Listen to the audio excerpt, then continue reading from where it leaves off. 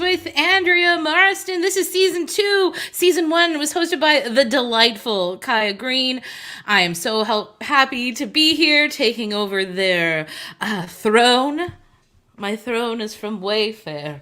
I'm so excited. I have an amazing guest all season. Tonight I'm interviewing someone who I look up to so much. But to start things off, I thought, hey, let's test my 5 things ability out. 5 things, if you don't know, is an improv game that we use to warm up when we're jogging our brain and getting ready to do some improv, as we do here on Bad Dog TV. So I'm gonna start. I'm gonna come in a place for I'm living right now in gratitude and anxiety, but I come to you today with gratitude. So here are 5 things I'm grateful for, just right off the top of my head. Oh, I don't know, Bad Dog TV much? Yeah. Pew, pew, pew, pew, pew. And by Bad Dog TV, I mean the whole team, the whole crew. I got Connor Lowe giving me those air horns in the booth. I heard there was a lot of air horns last season. There might be more this season, because I'm thirsty for air horns. And Avery Jeed, who is the incredible producer of this show, and Coko Galore. Oh, Bad Dog TV. If you want to support this show and all the other amazing shows that are on Monday to Friday, 7 to 9, go to baddogtheater.com/5 things. That was one thing. I took a while. Okay, the second thing I'm grateful for is, I'm grateful the sun came out today, because I was getting sad. Now I'm not. No, I'm happy the sun came out. Air horns for the sun. I wonder if the sun gods are like, yes, give me air horns. I believe in sun gods. Something you'll learn about me today. Number 3, wow, I'm excited. Just for my vaccine. Hello, air horns for vaccine. May 15th. Gonna get that jab. We're calling it a jab. I don't like that. We're gonna come up with a new term by the end of the season of what we're calling it. The 4th thing I'm really excited about, just have so much gratitude, is the big pile of clothes over there, because I changed 7 times before the show. I was nervous, and I took it out on all my clothes. And the 5th thing is, I'm excited for my guest today, who is Inessa Frantowski. And before I bring her out, I want to tell you a quick little story about the first time I ever saw Inessa was I was working in a really bad corporate gerb in Calgary, an oil and gas gerb, and I was just super miserable. And somebody sent me the video because, I guess I wore the misery all over me. The Avicii video, I Could Be the One, and Inessa plays. If you've never seen it, you should really watch it. Inessa plays is this woman who's just had enough of her job and just dreams about going to a beach life where she's living her best life and just like having the time. And then she gets hit by a bus, and it really shook me. And then I actually like did not quite know that Inessa was a part of the Second City thing until quite late in me getting here. And I did a show and I saw Inessa and I was like, whoa. And I was really starstruck. It was like a very full circle moment in my life, strangely. And I don't think she knew that. So I'm just telling her now, right before I bring her out, just so she knows the huge significance she has in my life. It's Inessa Frantowski, my first guest on 5 Things. Oh. We're starting with a gasp. I gasped. I was so weird the first time I met you, Inessa, because of that. Because I was just like, oh wow, I didn't know what to say. I was like, because I have this tendency to fangirl, and here's hoping this podcast is not just 6 weeks of me just really fangirling people, but I want to get to know you too. But yeah, that was that video really, it changed my mind about what I wanted to do with my life. Like, honestly, that's how significant that video was in my life. So meeting you was like very incredible. And then seeing all the like amazing work you do and like how much like it inspires the work I want to do, it was very like, so nice and full circle. So I'm very happy that you're the first guest I have on this show. Oh, what an honor. No, imagine how, you, oh my goodness. Everybody should watch it. It's, to know that I've had an impact on any life is incredible. So, and certainly not something I could even imagine, because you have to remember, I am a Zennial. So I am of a generation that grew up without internet.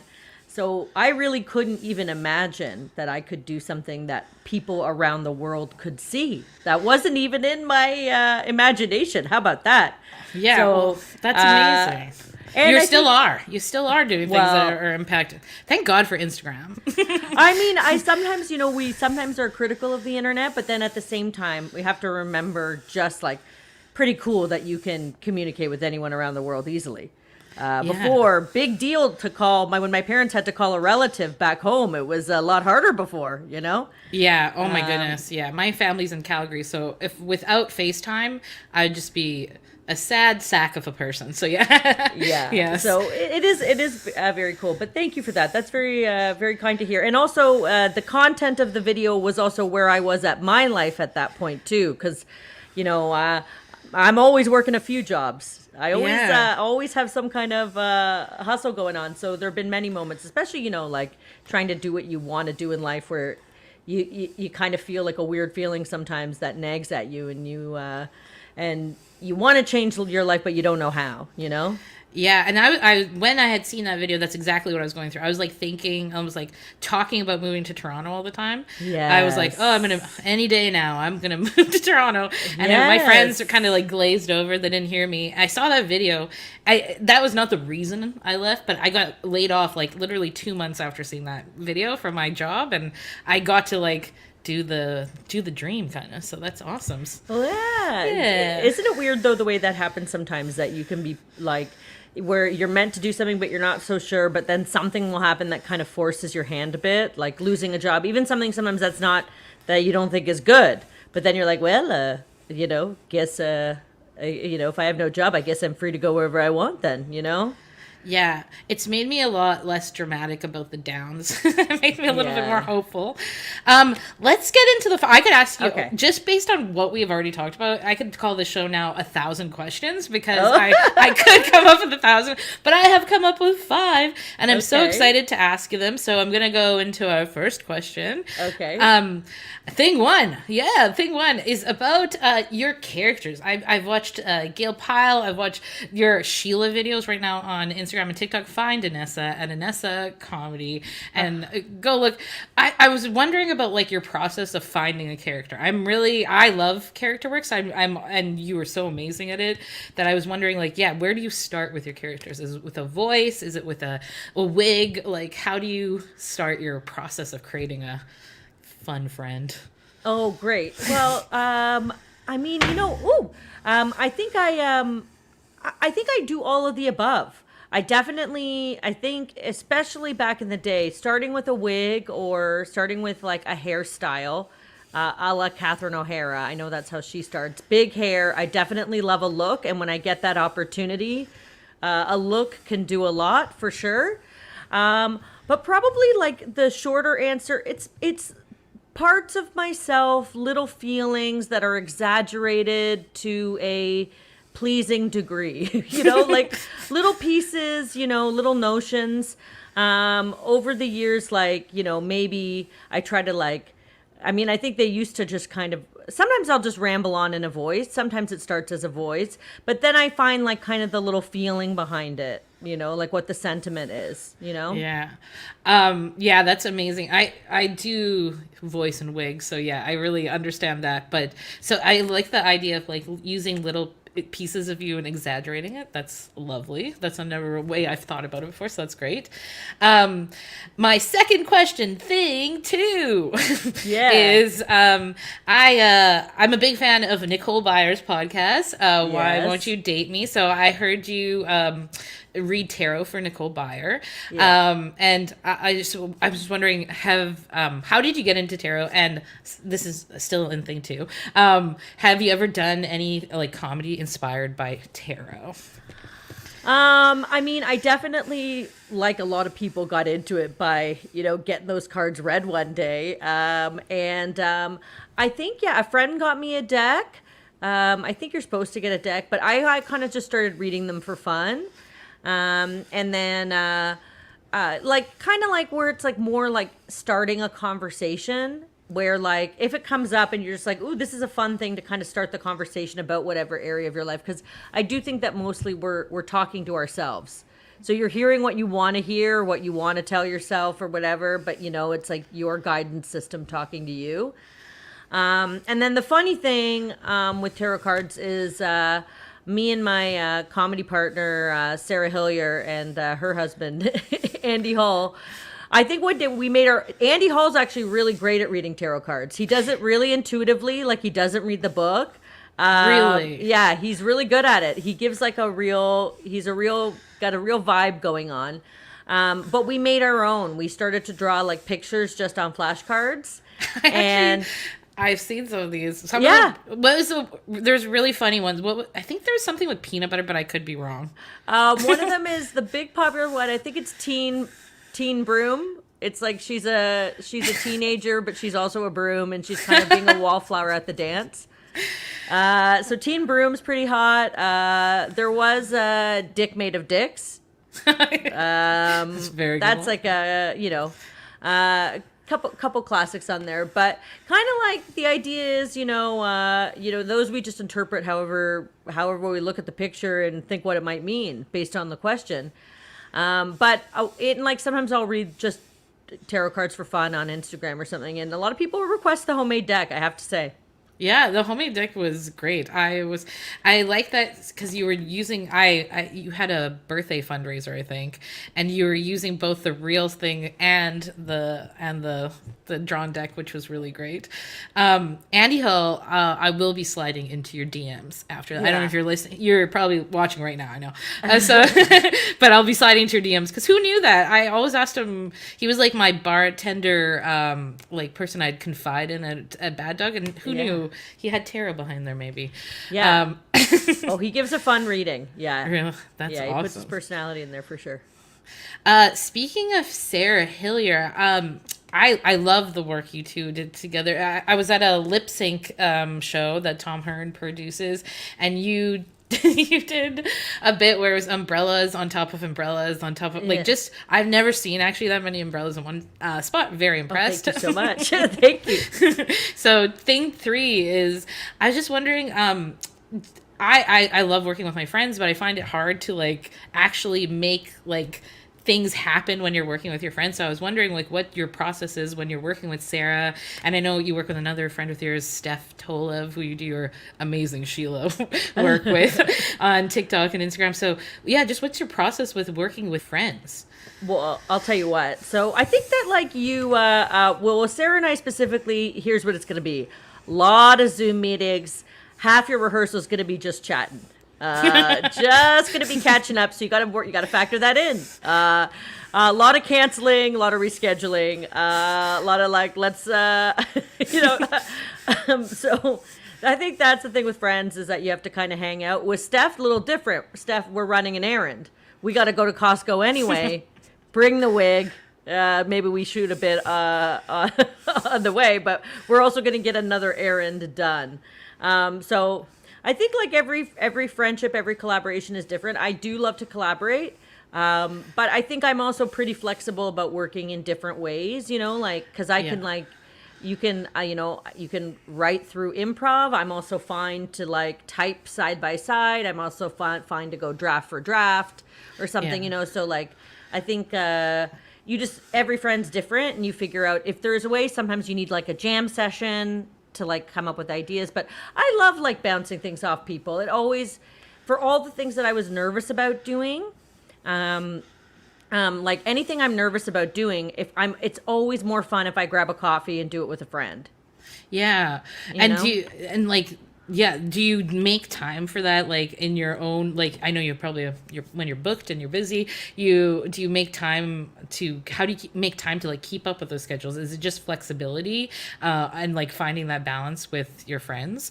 Yeah. Yeah, I think you find a groove, right? Like it's always hard to kind of get in a groove, and then you kind of like start to feel out each other's schedule. Like, okay, like they've got, especially, like I'm in LA. Sometimes I'm collaborating with people in Toronto. So you like got the time zone things or whatever. Even just finding time to, keep up with like phone calls to the family, it's, but I think especially this time, like sometimes like, we can be hard on ourselves, but it's like, as long as I've got something going, as long as I do the best to the best of my ability, and that changes day to day. So sometimes all I can do is maybe a 10-second Instagram video, and sometimes not even that, so yeah. Sometimes you're going to get makeup, sometimes you're not going to get makeup. I don't know what to tell you.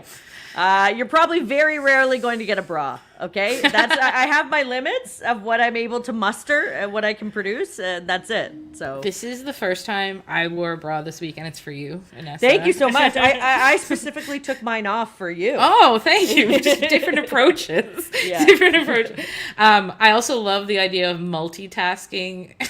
I'm a Virgo, so when you're like, I've got to go to Costco anyways. Let's shoot a bit. Like that's my dream friendship. That is literally that's what I am trying to convince every one of my friends to do with me. Is constantly like, let's film a bit while we're here. Yeah, keep a wig in your purse and an eyeliner in your fanny pack. If I have to draw on a quick goatee. Yeah, in case you got to be AJ from the Backstreet Boys, another. Yeah, your two AJs, but very good. That's great. Okay, we're going through these questions, which seems alarmingly fast. So I will ask you 1,000 questions. Nobody's here to rein me in, right, Connor? Great. So this is a question I'm going to ask everybody because we're on Bad Dog TV, and it's about improv here. Bad Dogs at the Theater made about improv. So I just want to know like the impact improv's had on like your comedy career and your life. I really am interested in that.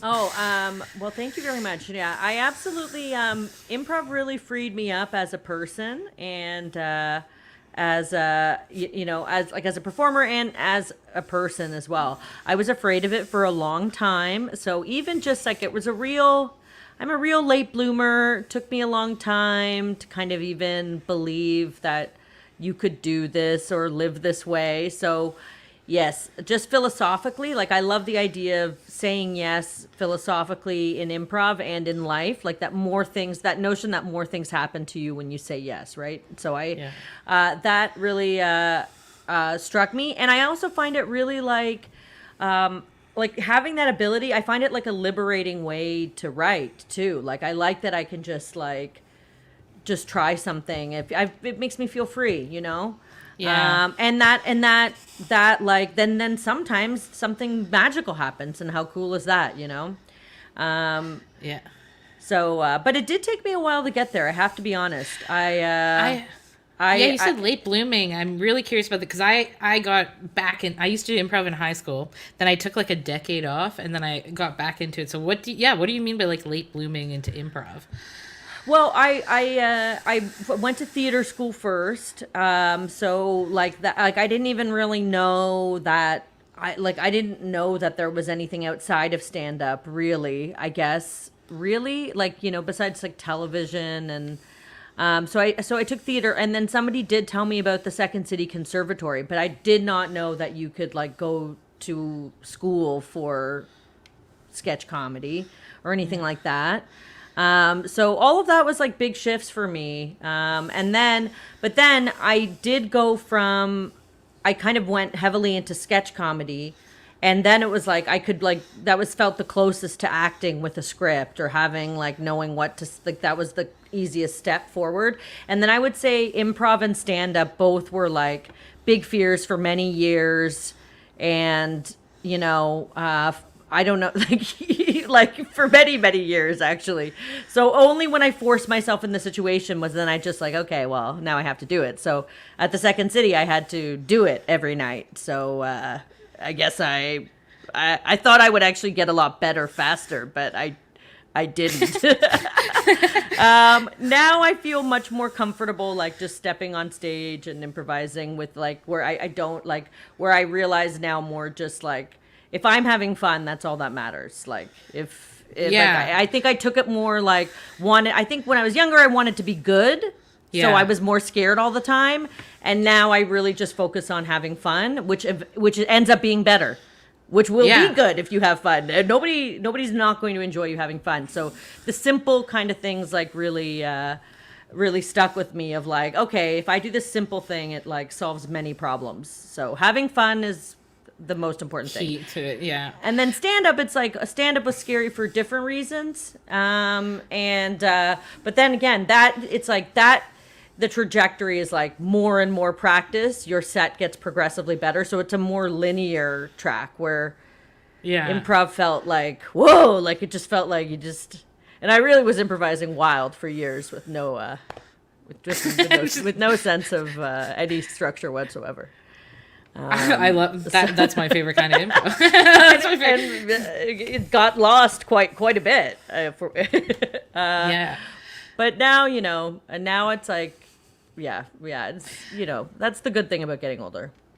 Yeah, I think so. I think I used to try when I was in high school to be good, and then I didn't like it. I tried to get into theater school. I bombed that audition, and so I didn't do it for years and years later. And then I was like 28 when I got back into it, and I did notice like that click. You said there's like a click where you just like feel free in it, and I think it was because I'm just genuinely having fun now, and I think doing it online has actually helped that even more because I'm less anxious about anybody being around me, and it's just me literally trying to make myself laugh in a room, in this room.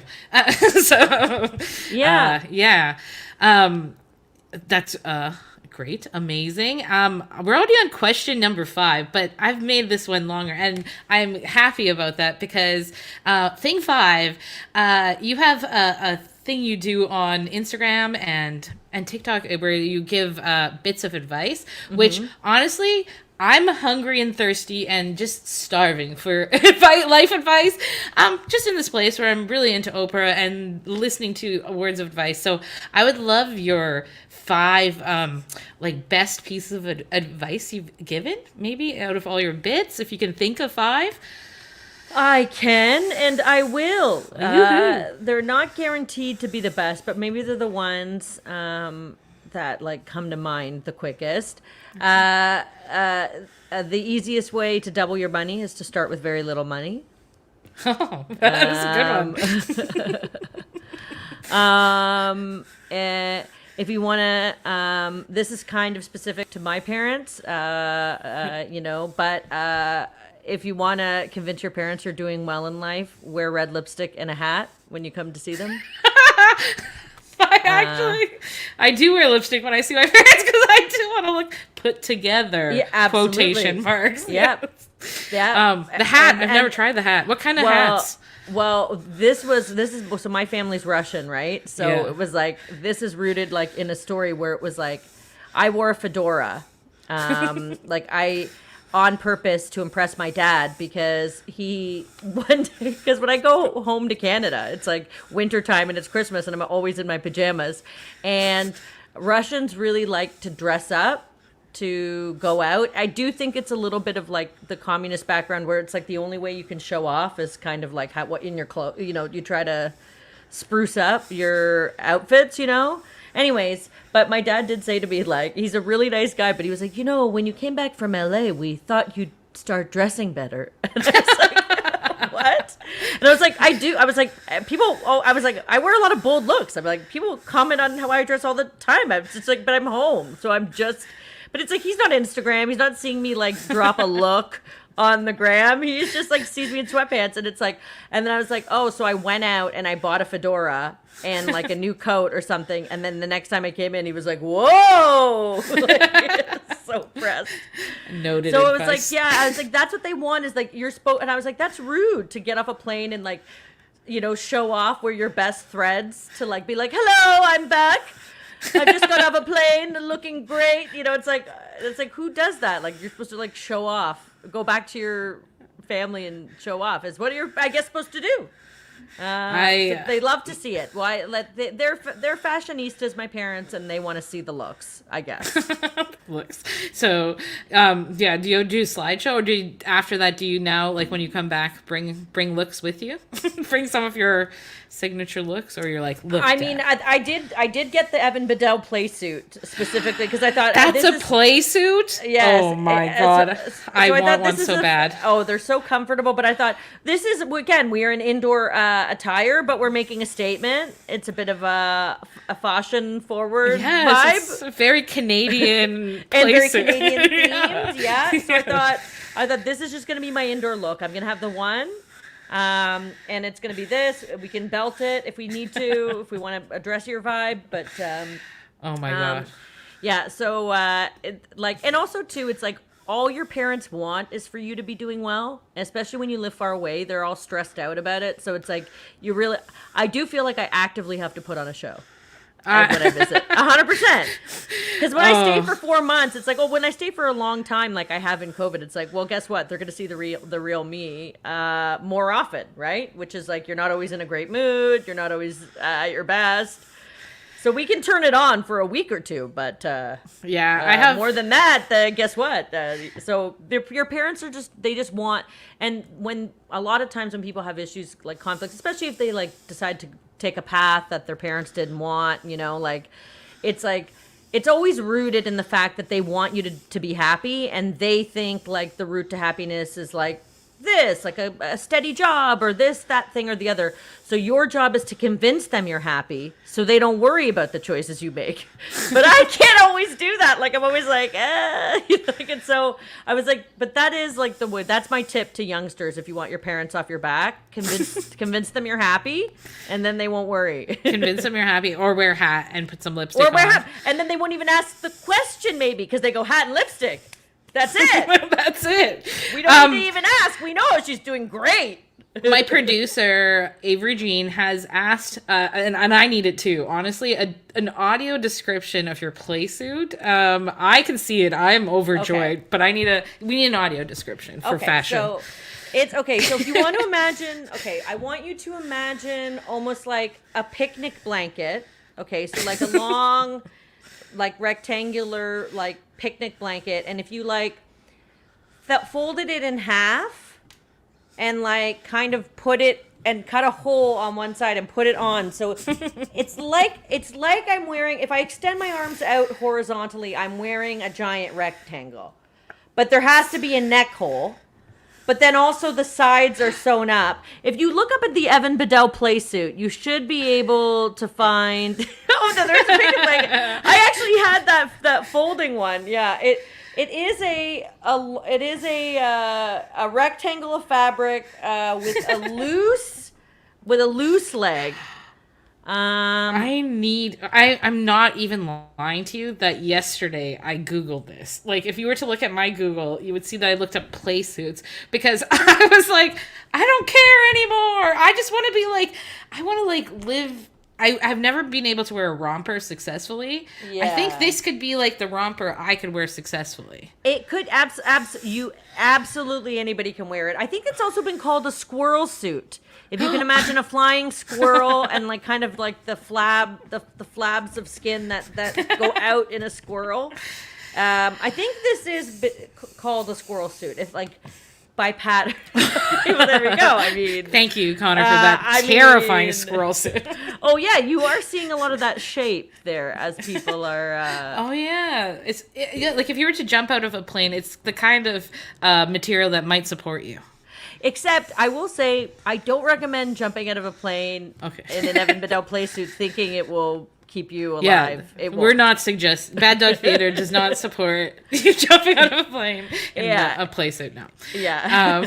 That was great. That was 2 pieces of advice, but that was a nice juicy second one, and I loved it because we got like also a fashion description, which is so important here on the show. Well, here's the thing. However much time you need me to fill, you tell me. Thank you. I mean, I could talk.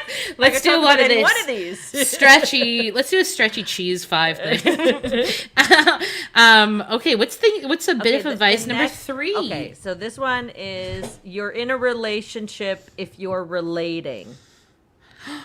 Oh my! You're in a relationship if you're relating. Because here's what I think. I think that it's like, what I mean by that is like, if you are in any circumstance where you are relating to someone on any level, be it a conversation or whatever, you're relating. That's a relationship. You have...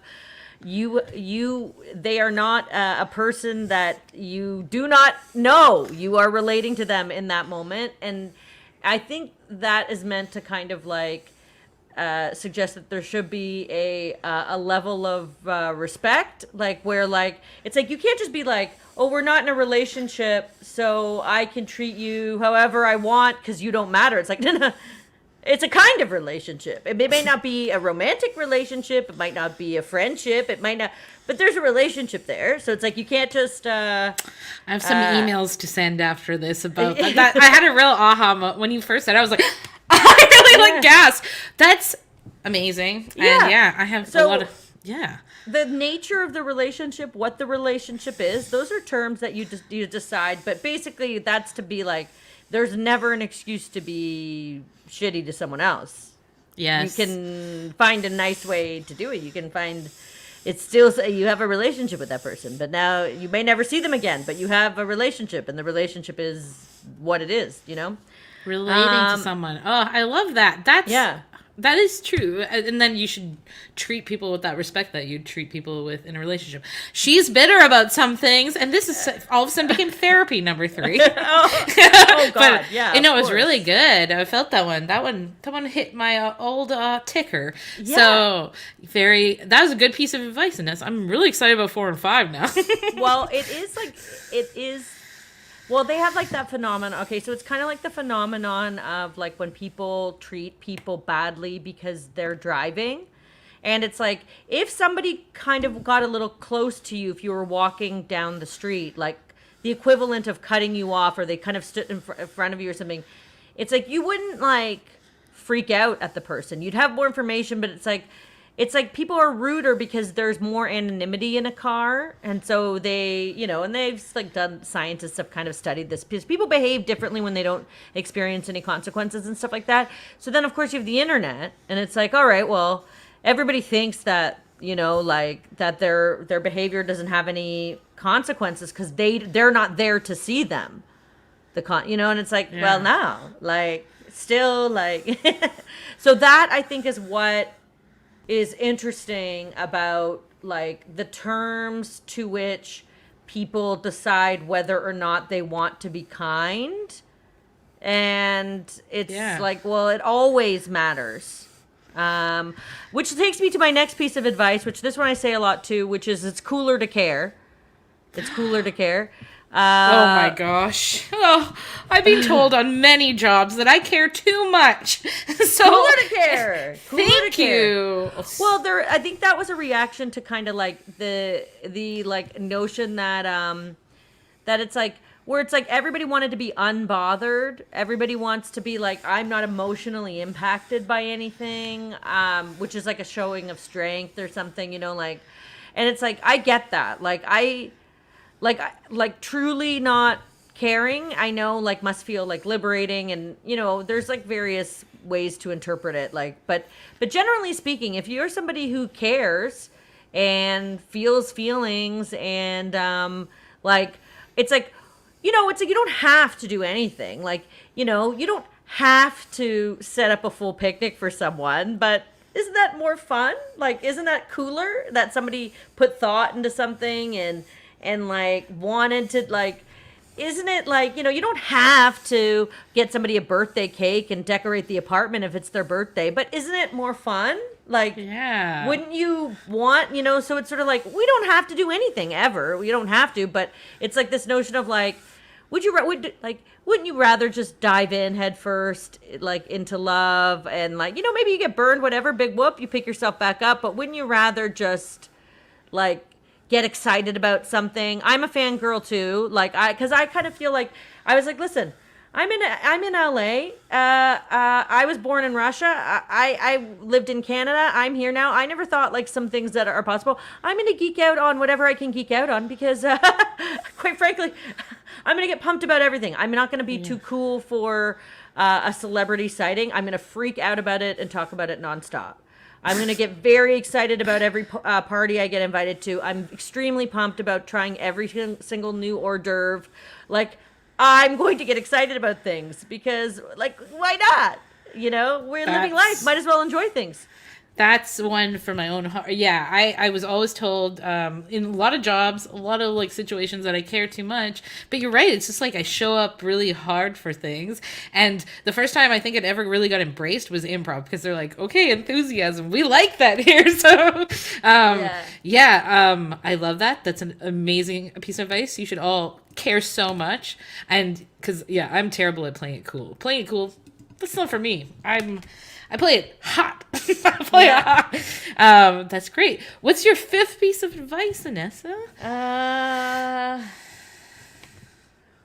Okay, I guess it's that if you I've got, maybe there's a couple here. I have a couple lingering. Give me, is there a topic I haven't covered like that on a particular topic?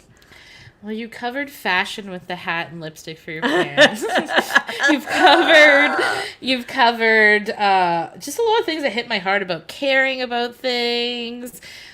What's what?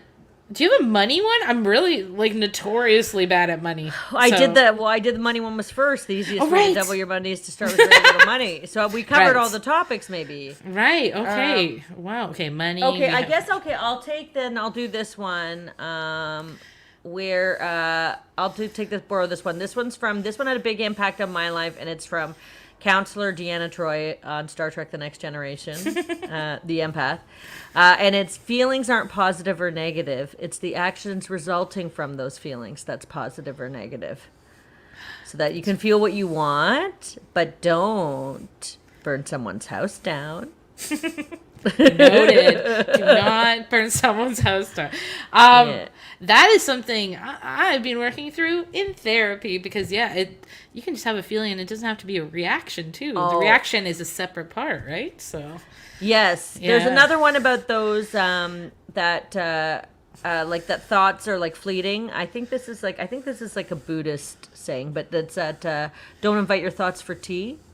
That like they're gonna roam through, but don't invite them to stay. Like, so don't ruminate on them, I suppose. Like that, it's like sometimes it's like, if just because you have a thought and it's passing through doesn't mean that it doesn't mean that's who you are now. Yeah, it's like, it's just like rolling through, like things roll through. That notion of like,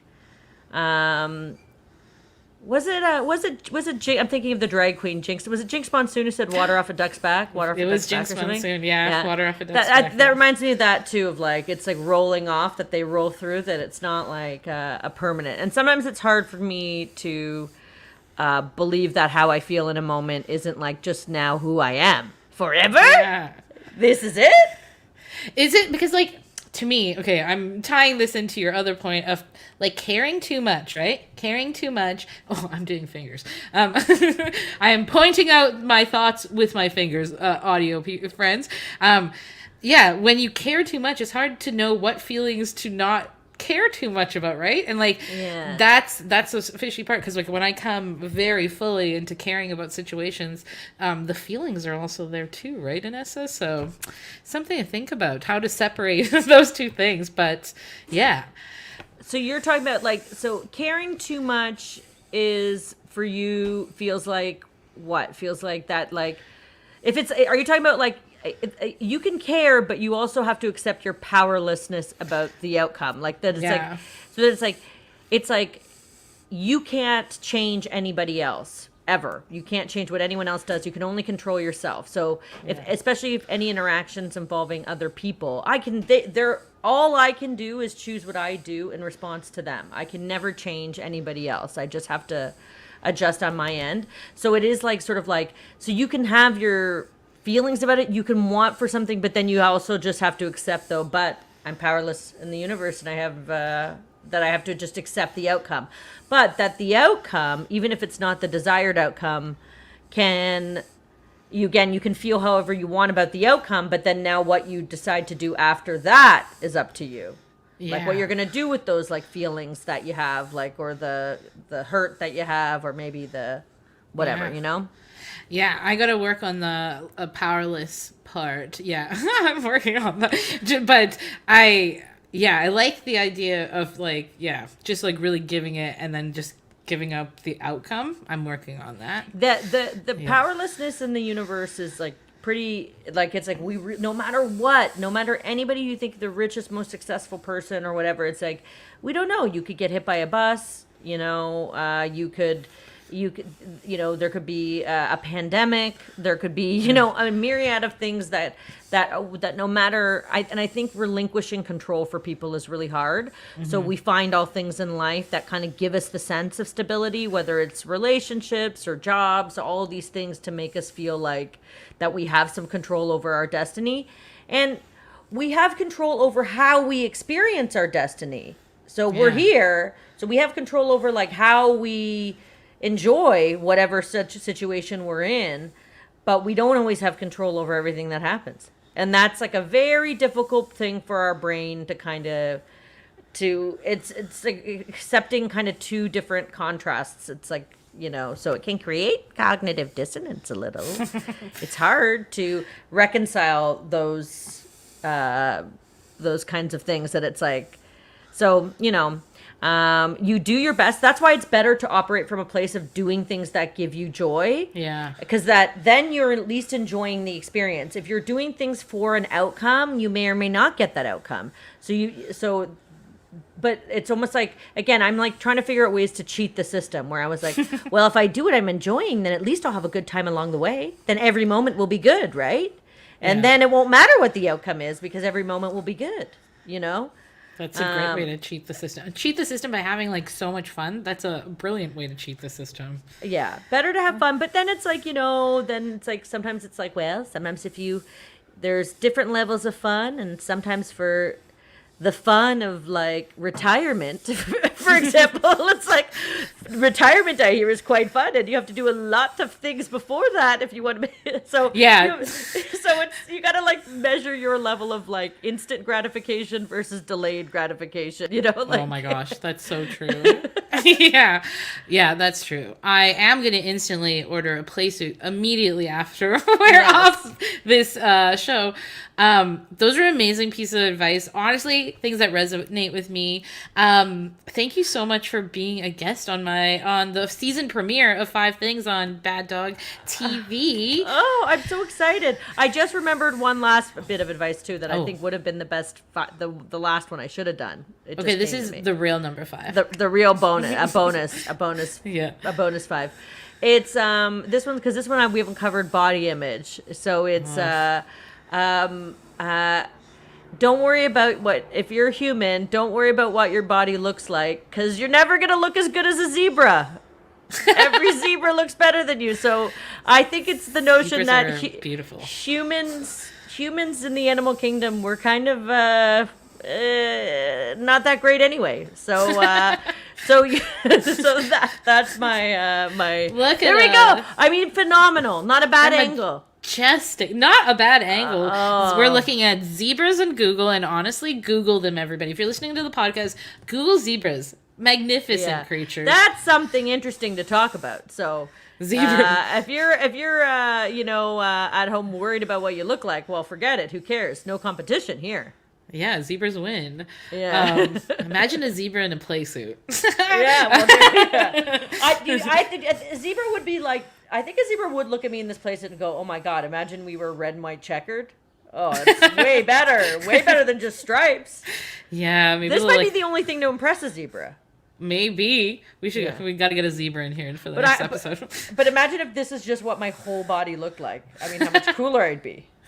You know what? This place, does it have a hood? Because if this place had a hood, my goodness, it doesn't. But there's almost enough fabric that you could make one. Make a hood. Amazing. Inessa, thank you so much for being a guest on the show and bringing us fashion, bringing us advice, bringing us your comedic genius and this amazing play suit. Where can people find you on the interwebs?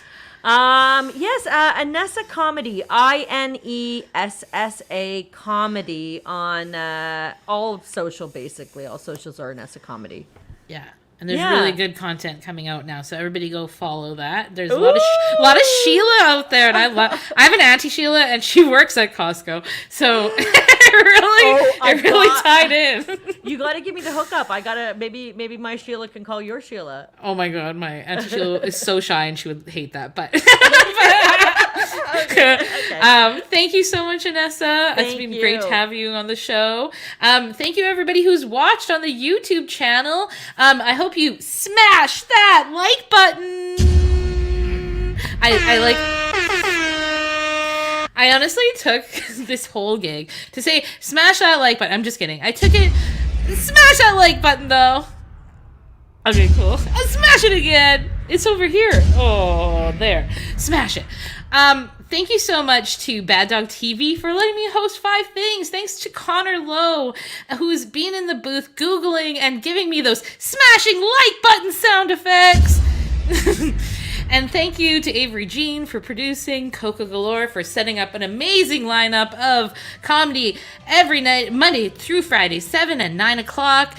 If you like the show, please donate to baddogtheater.com/5things. See you next week, everyone. Bye.